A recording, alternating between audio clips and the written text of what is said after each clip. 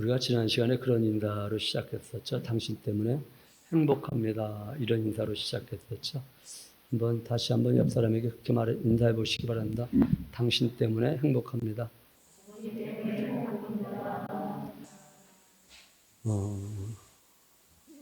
그 당신이 누구인가 하면 하나님을 소유한 당신이셔서 하나님을 소유한 당신 때문에 행복합니다. 이런 것이죠. 다시 한번 그렇게 말해 보시기 바랍니다. 하나님을 소유한 당신 때문에 행복합니다.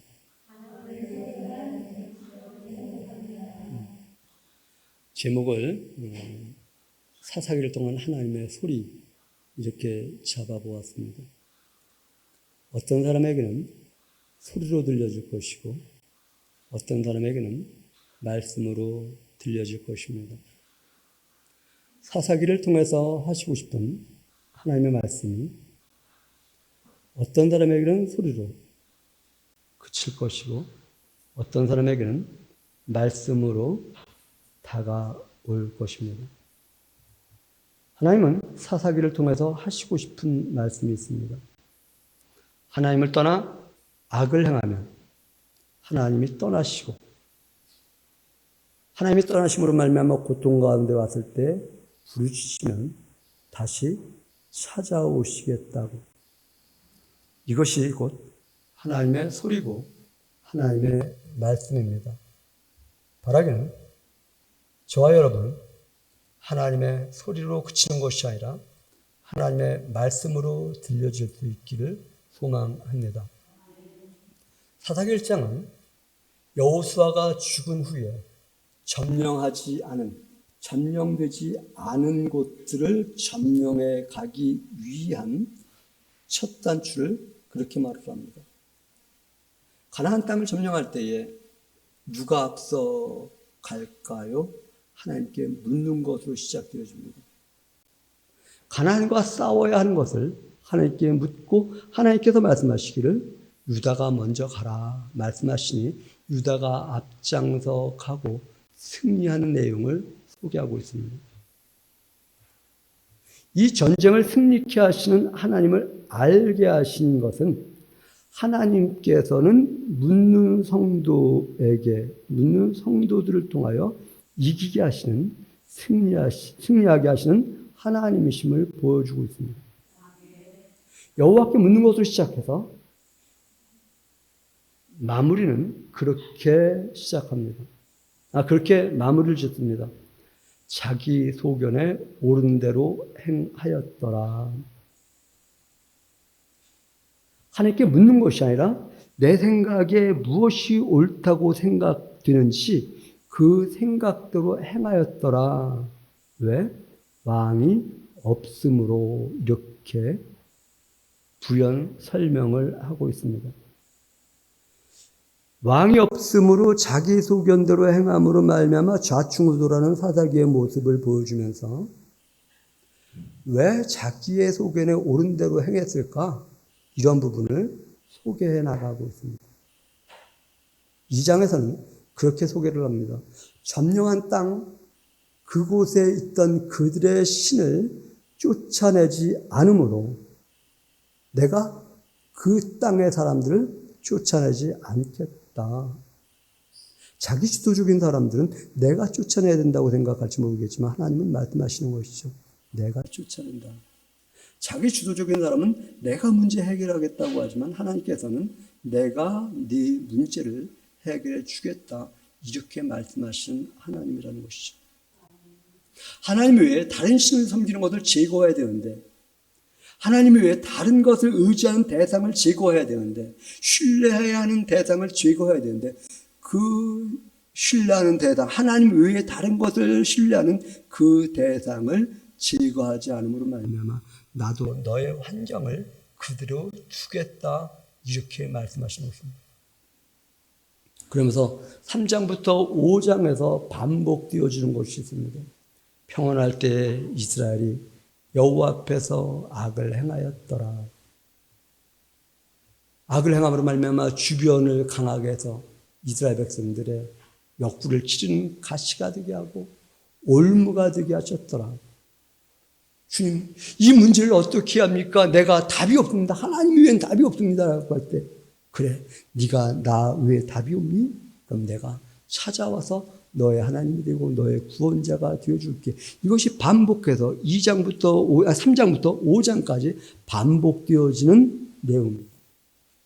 그 이후에 저 여러분에게, 아니 어느 정도 성경을 읽은 사람이라고 한다면 익숙해져 있는 세 인물, 세 사사를 소개합니다.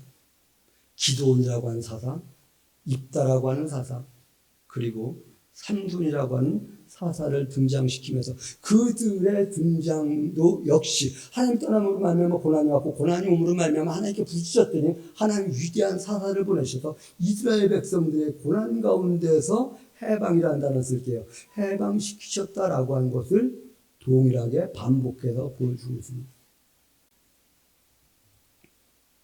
기드온, 입다, 삼손에 대한 기사를 소개한 이 이후에 사사시대에 있었던 매우 미묘한 부패한 사건 세 가지를 17장부터 21장에 소개하면서 작게는 두 가지고 조금 늘리면 세 가지 사건이 되는데 이 세 가지를 보여주면서 하나님이 하시고 싶은 말씀이 이것입니다.